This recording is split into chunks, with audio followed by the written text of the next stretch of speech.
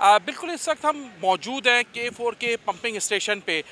मेरे बिल्कुल अकब में आप देख सकते हैं कि पंपिंग स्टेशन की तैयारी का काम जारी है।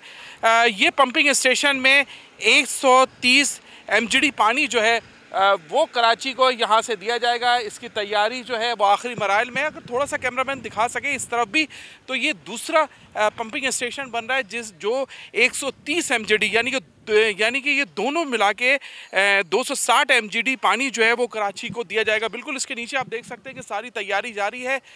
ये पंपिंग स्टेशन बनाया जा रहा है। पंपिंग स्टेशन जब बन जाएगा तो यहाँ से पानी जो है वो कराची के लिए पंपिंग किया जाएगा। अक्सर हमने देखा कि जब कराची में अक्सर ये सुनने में आता है कि पिपरी के पंपिंग स्टेशन पे बिजली नहीं है, जिसकी वजह से लाइन डैमेज हो गई या पिपरी का पंपिंग स्टेशन जो है वो जो है डैमेज हो गया। मगर आप देख सकते हैं कि बड़े बड़े ये जो बड़े बड़े जो पोल लगाए गए हैं ये कवर करेंगे, ये पानी को उस पानी को कवर करेंगे। जब कोई लोड शेडिंग होगी जो पानी रिटर्न पीछे आएगा तो ये वो बनाए गए हैं जिससे पानी जो है वो कवर होगा। पंपिंग स्टेशन की जो तैयारी वो आखिरी मराइल में है। 130 MGD के तकरीबन ये 5 जो हैं वो लाइन भी बना दी गई है।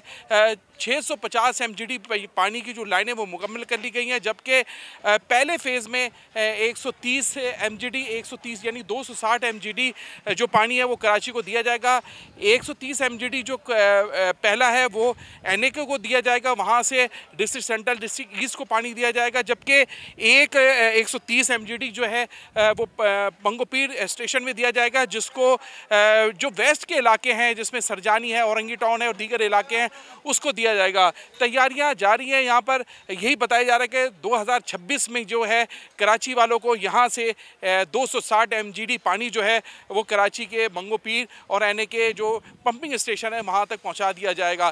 देखना ये कि आगे जो वाटर कॉर्पोरेशन है उसकी जो लाइनें हैं वो किस तरह आगे लाइनें जो हैं बोसीदा लाइनें हैं उनकी, वो पानी जो आएगा वो लाइनों में आगे कैसे देगा। क्या वहाँ भी कोई काम अभी जो है वो हुकूमत को फौरी तौर पर शुरू करना चाहिए कि यहाँ से जो पानी वहाँ पहुँचे वो पानी भी लोगों के घरों तक पहुँचे। जी।